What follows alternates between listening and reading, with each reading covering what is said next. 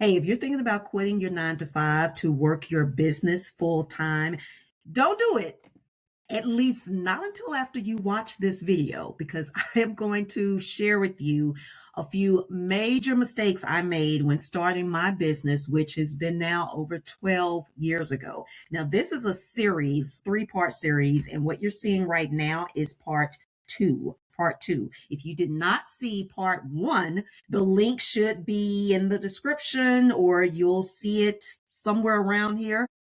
There will also be a part three, but more than likely when you see this, you'll see a link to part one. What I'm going to talk about in this video are 2 of the 7 mistakes I'm covering in this series. So I'm going to talk about 2 of the mistakes now. And in the first video or the first part of this series, I focused a lot on money. There was one mistake I made that didn't directly have to do with money, but the other 2 I shared in that video was all about the money. It was all about revenue, generating revenue, it had other things surrounding generating revenue. Well, this first mistake I'm going to share with you now also has to do with money. And I'm talking about money a lot because it's important. It's a business, it's revenue. We need to be generating revenue in a business. Now, some of you hear that and you're probably like, duh, yeah, I get it. I understand. Hey, I'm in business or I'm going in business.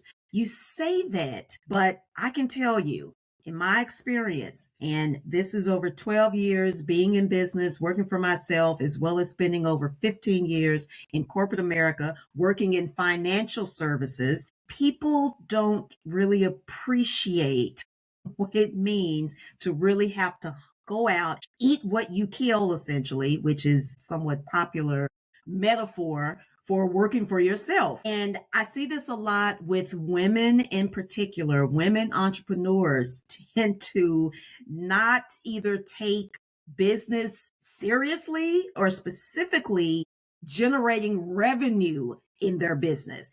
They may take it seriously that they have a business, at least to a degree, but when it comes to making money and going after the money and prioritizing generating revenue, something seems to happen there. And I want to deal with that before I really jump into these 2 mistakes, because I think a lot of that, if not all of that, has to do with mindset. I don't want to generalize and say this is the case with all women or all women entrepreneurs.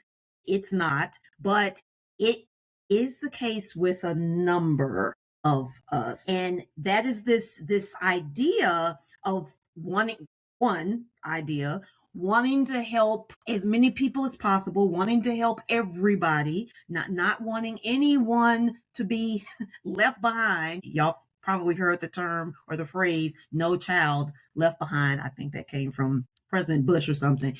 But it's like no entrepreneur, no other woman, no mom, no nonprofit, no whatever it is or whoever it is you serve, it's like can't leave anybody behind. I want to serve everybody, or even if it's everybody within this target market. And that's not typically the case. You're certainly not going to be able to serve everybody, and even everybody within your target market. Everybody in your target market is not necessarily a really good fit for what you offer. So you have to understand it's not about helping everybody. It's also not about treating your business like a nonprofit. If you have a nonprofit, that's one thing. But if you have a for-profit business, if profit is important, profit is key, profit is the objective in your business, then you can still be a good person. You can still be a giving person, but it doesn't mean that you use your business specifically for that. If you want to just help people, if you want to give to people, then carve out another part of your life to do that. Do that through nonprofit work. Do that through civic engagement. Do that through being a big sister or a big brother or helping out at a soup kitchen or whatever that looks like for you. But it doesn't have to be in your business. Now, I'm not saying that you cannot still be giving to a point or when it makes sense in your business, but especially in the beginning, in the very beginning, you are working to get to a point to where you can be more giving. In the beginning, if you're not making any money or you're making little to no money, what exactly are you going to give other than time? And time is incredibly precious. Time is what's really valuable because you cannot get that back. You can make more money. Money can be replaced. Time cannot. So again, I think in a lot of cases, we need to shift our mindsets and think about our businesses differently, think about financial security differently, and seek to get that first before you are looking to, give. Okay. All right. So first mistake I want to talk about in this video is this is incredibly common. And again, especially among women business owners. I'm not saying it's exclusive to women. I've seen men be guilty of this as well, but not as much as women. And that's undercharging. Undercharging, not charging enough. This happens with both products and services. I see it especially though in the service industry. And perhaps because I work with a lot of service providers, my business is primarily service based. I'm a brand and marketing strategist, content creator, AI consultant. I do a lot in terms of services, and I have worked with a number of service providers, from web designers to event planners to therapists. I've worked with all of those and then some. And this is really a big thing in the service industry, undercharging for your service. And I think this comes from a lot of times, again, it's often a mindset thing. You're thinking you provide a service that comes really easy to you. Like either it's something you've been doing for a while. This is an area in which you have expertise. You could probably do it with your eyes closed. You are very good at it. And so sometimes there is this thought, this perception that, well, it comes easy to me, and so I shouldn't charge that much for it because it's so easy. It may even come naturally to you. Okay, so what? That doesn't mean that what you do and the service you provide, or perhaps services you provide, is not incredibly valuable to your clients. And you're not charging necessarily for the ease. You're not charging for how easily you can do it. You are charging for the results that you provide, the transformation you provide. And in a lot of cases, it's hard to even put a price tag on that. If you're a therapist, and I know that could cover a number of different areas. You may be specifically a relationship therapist. You may be a therapist that works with people with anxiety. Whatever it is, you are able to often literally change people's lives. If you help save a marriage, if you help repair a parent and child relationship, if you are able to help someone, and it may be with medication as well, but you still play a key role in reducing someone's anxiety.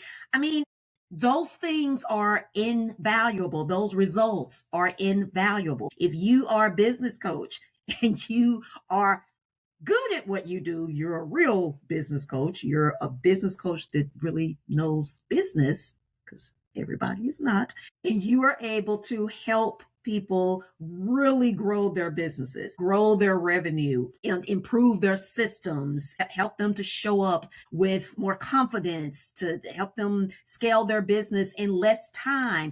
These are real, tangible results. It doesn't matter if it's easy for you. It doesn't matter if you can do it almost with your eyes closed and your hands tied behind your back. That doesn't matter. Everyone is not able to do that. Everyone does not have that skill set. And so please charge accordingly. Charge based on, again, the result.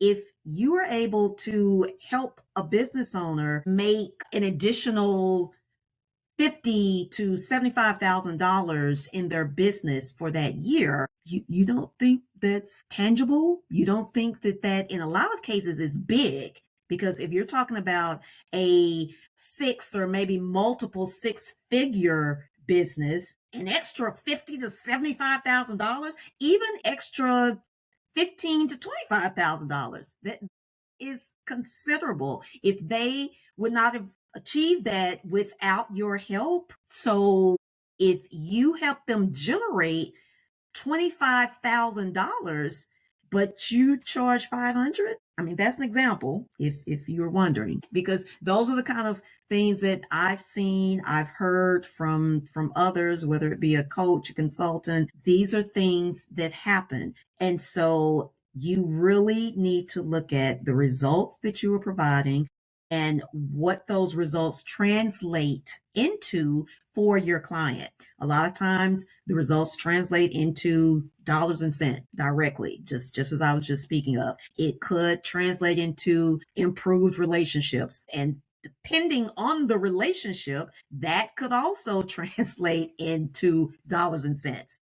I don't know. It could just translate into, and I shouldn't say just, it could translate into more peace, less stress. These are all tangible results. Charge accordingly. This happens with products as well. There are, I know so many people with products, and I'll give you an example. I know a young lady, I'm from the DFW area in Texas. I know a young lady who is a baker. She bakes wonderful desserts, delicious desserts, cake, mostly cakes, but also pies, cookies. I mean, she does all of that.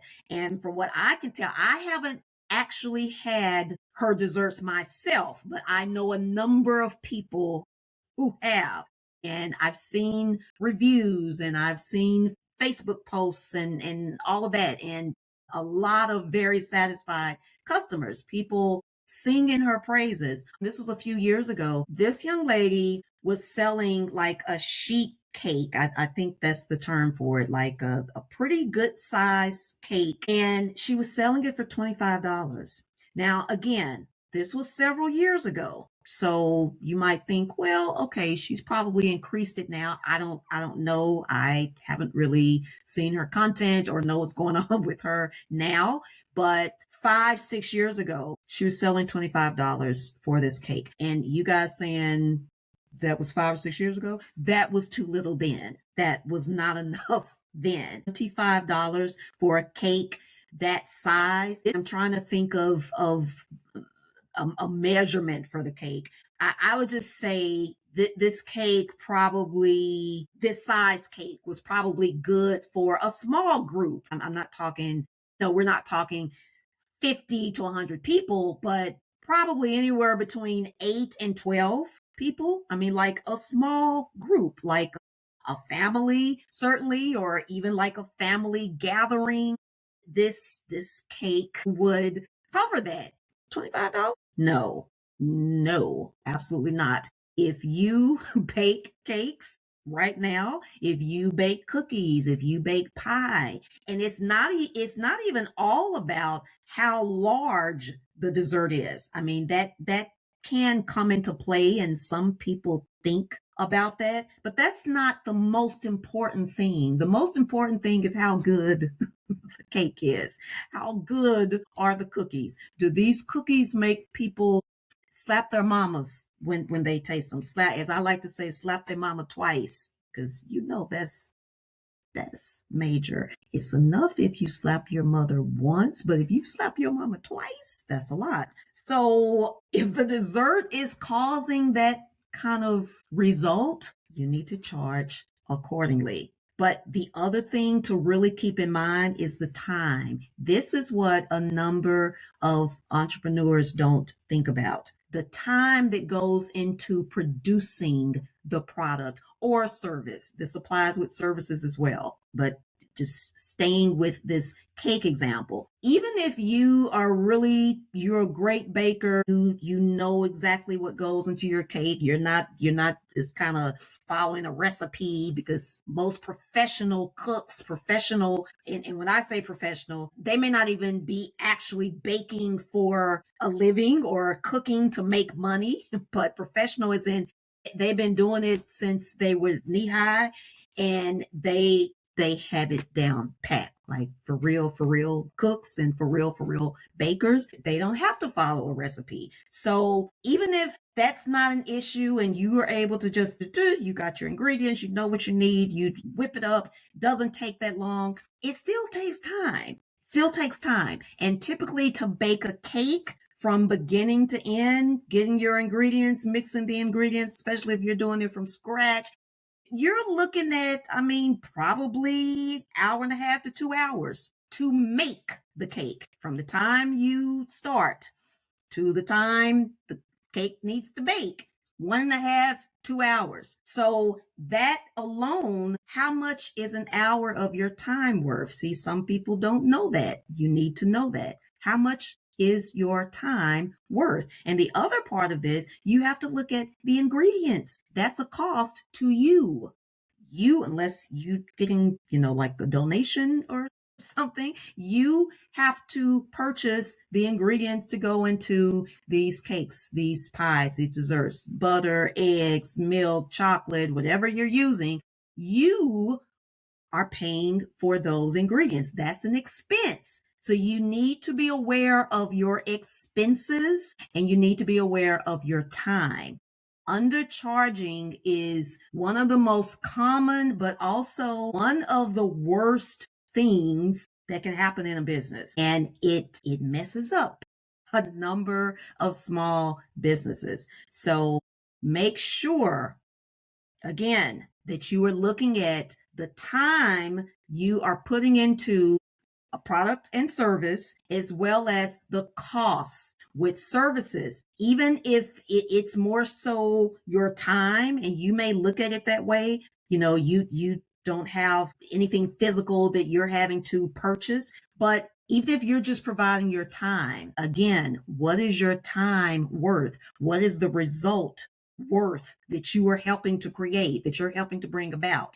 You need to take that into consideration with charging. And I'll share this in particular for my coaches, consultants, strategists, therapists, people who work with others, mostly one-on-one, and you are really pretty much utilizing, leveraging, monetizing your intellect, your intellectual property, your expertise, your brain. A lot of times, if someone is working with you one-on-one, that should really be the highest level of service. That should be your highest price point as well. So some of you who are coaches and you're out here working with people one-on-one, not in a group, they're not getting your assistant, they're not getting your other coach, they're getting you one-on-one, and you're charging $50 an hour, $97 for a session. No, ma'am. No, sir. But no, in most cases, those figures, and I know I kind of threw out some random figures there, but in most cases, $50, $97 an hour is too little. And even having a model where you charge hourly, that's problematic too. So I know that's a big thing with therapists. And if you're a therapist that works for a company, there may not be any way around that. Or of course, you may be receiving a salary. I get that. But if you work for yourself, if you have your own practice, you need to reevaluate how you're charging, because charging by the hour is not an ideal pricing model. It's not the best way to go. So, and we could talk that's kind of a more or a different conversation, but just know that's not the best way to charge. So that's one mistake, and that is certainly a mistake I made as well. I kind of had this mindset, even though I had a lot of experience in consulting. That's what I spent much of my corporate career doing. But in my mind, I'm a new entrepreneur, and I need to get my feet wet, and I need to build up some credibility and get some social proof, get some testimonials. And all that is true, but that still didn't mean that I needed to undercharge, and especially to the degree that I did. Now, I still wasn't as bad as some other people and some other women I've seen, but I undercharged as well. I undercharged for different services. I mean, I remember one of my offers when I first started out, I helped people, and mostly business owners, solopreneurs, founders. I helped them with LinkedIn because I had gotten really good results on LinkedIn. LinkedIn is something I hit pretty hard once I left my corporate job, and also because I was looking to get speaking engagements. I'm a speaker as well. And so I got really savvy and strategic with LinkedIn, and I got some good results from LinkedIn. And so I started teaching other people and consulting other people on how to do that. And I remember my initial LinkedIn package, which was kind of in people's LinkedIn profile. It was a combination of like an audit. I would go in and review their LinkedIn profile, and then I was essentially rewriting their profile. And I charged $197 for that. Now, some of you will hear that and you will agree, and you will probably like, girl, what were you thinking? If you hear that and you're like, well, what's wrong with that? 197 sounds decent. No, it's not. It is not.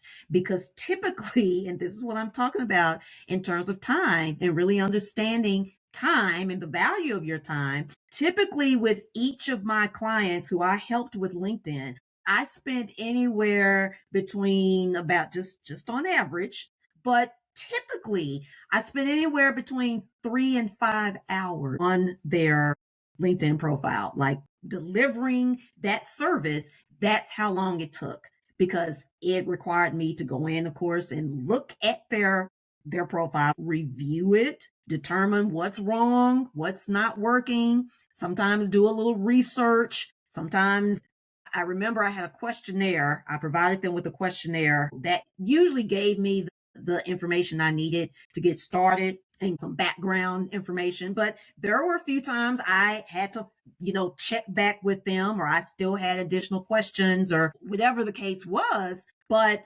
again, just on average, it took a few hours. And so if I was pricing by the hour, and at that time, my hour was probably worth around 150 to $200. I mean, based on my expertise then, what I was offering, 150 to $200. Well, even at the low end of 3 hours, if we just go with 3 hours, it taking me 3 hours, 150. Okay, that's $450 right there. If it was 5 hours, I mean, obviously that's more. And that's just part of the pricing model, because again, I said earlier, you shouldn't price per hour anyway. That's not the only way, or really the best way you should be pricing your services, but just strictly based on that, undercharging. That's the first mistake that we don't want to do. You need to be very clear about what you are offering. You need to be very clear what it takes to produce the product or service that you're selling. You need to know your expenses. You need to know the money coming in, and definitely the money going out. That is also sometimes a problem.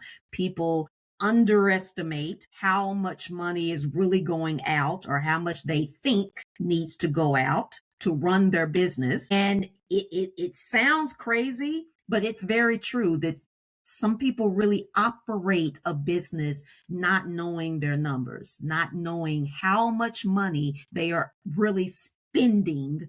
They tend to know how much they're making, because they're looking at sales, but not paying as much attention to how much is going out, the expenses. And please understand that your sales, your revenue is not the same as profit. It's not the same. Revenue does not equal profit. Profit is what's left over after you deduct the expenses. Okay. So again, you need to be aware of all of that when you are pricing. All right. Second mistake. I knew I would spend more time on that. Second mistake I made, and I think a number of people make, and you kind of underestimate this, or you don't think this is as important, or maybe you don't think it's important at all, especially back when I started my business, because again, we're talking like mid to late 2013. This is a while ago, but I underestimated the importance and the power of having a community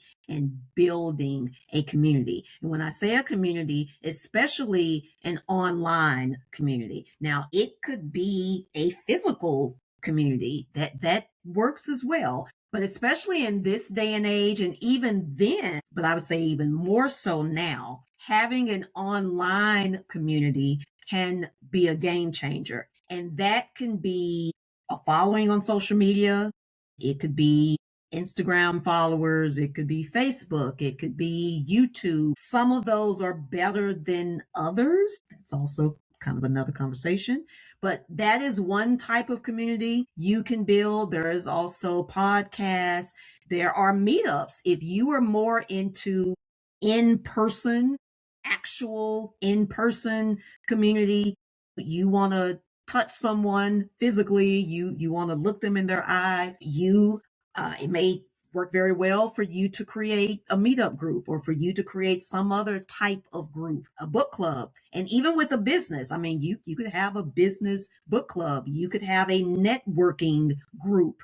There are different ways that you can foster community. But this is really invaluable because your community often is a group of buyers or potential buyers. And I'm not saying that everyone in your community is going to buy from you, but a number of them will. If you position it that way, and you position this community as a community for your business, and these are people interested in what you have to offer, well, then more than likely a number of them are going to become buyers. So if you have a business now, maybe you're new in business, but even if you've been in business 2, 3, 5 years, and you have little to no community, and again, especially online, but even offline, if there is not a group of people somewhere